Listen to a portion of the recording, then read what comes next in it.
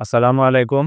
আমি ডক্টর আব্দুর রহমান সজীব, homeopathic consultant, প্রভাষক নাম্বরকোট হাজী বাসটামিনা homeopathic medical college ও হাসপাতাল, cure point medical consultancy centre থেকে সবাইকে স্বাগত।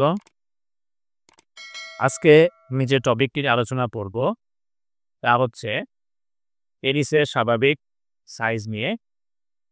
অনেকেই জানতে চান যে আমার পেনিসটি ছোট পেনিসটি দিয়ে আমার স্ত্রীকে আমি খুশি করতে পারবো কিনা, পরিপূর্ণ তৃপ্তি পাওয়া যাবে কিনা, অথবা কতটুকু আকৃতি স্বাভাবিক থাকলে স্ত্রীর সাথে সহবাস করতে স্বাচ্ছন্দ্য পাওয়া যায় বা তাকে খুশি করা যায়।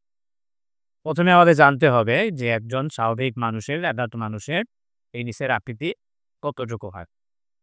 সাধারণত ছোট অবস্থায় বা নর্মাল অবস্থায় পেনিসের আকৃতি থাকে 3.5 ইঞ্চি থেকে 4 বা 4.5 ইঞ্চি। যখন প্রসারিত হয় তখন সেটা 4.5 থেকে শুরু করে 5.5, কারো কারো ক্ষেত্রে 6 ইঞ্চি পর্যন্ত হতে পারে।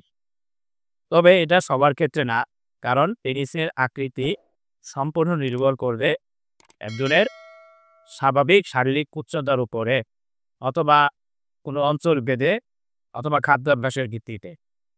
এজন্য পেনিসের কোনো সুনির্দিষ্ট সাইজ বা সুনির্দিষ্ট কতটুকু লম্বা হবে এটা সম্পূর্ণ নির্ধারিত মাপকাঠি নেই।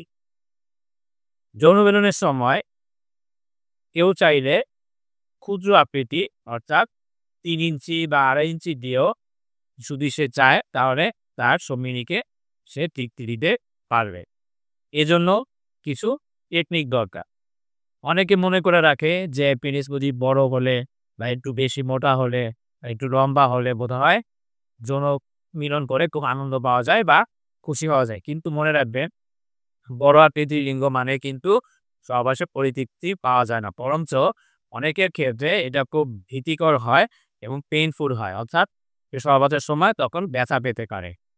এজন্য যদি স্বাভাবিক আকৃতির যদি হয়, অথবা যার যার বডি স্ট্রাকচার অনুযায়ী যতটুকু হবে অতটুকু দিয়ে কিন্তু পরিপূর্ণ তৃপ্তি পাওয়া সম্ভব। এজন্যই দুজন পার্টনারের সম্মিলিত প্রচেষ্টায় থাকতে হবে।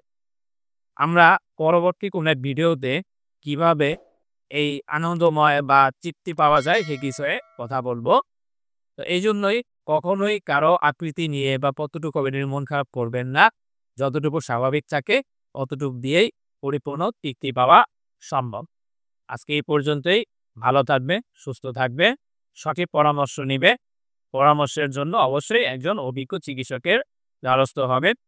চিকিৎসকের পরামর্শ ব্যতীত নিজেরা কোনো ঔষধ খাবেন না।